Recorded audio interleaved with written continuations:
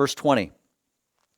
Whoever curses his father or his mother, his lamp will be put out in deep darkness. This one is, wow. He who curses his father or mother, his lamp will be put out. What does that mean? Your lamp will be put out? I mean, that sounds like death. And you know, it's actually part of the law. And this, by the way, cursing your father and mother, that can certainly be done by a child, right? But it can also be done by an adult son or daughter to curse their parents. And it doesn't just mean, saying rotten things to them, but doing things.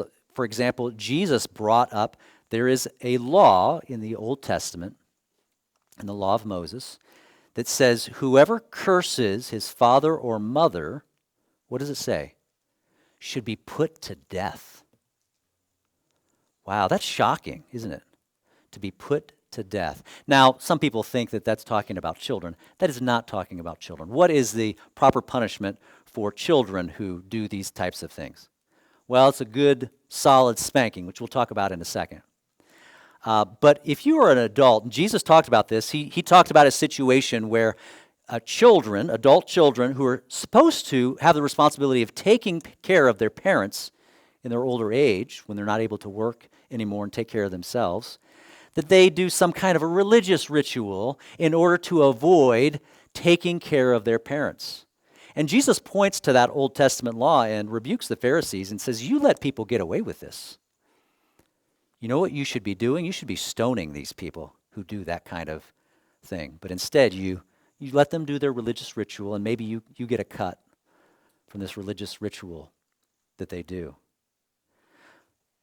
Does God take lightly the dishonoring of parents?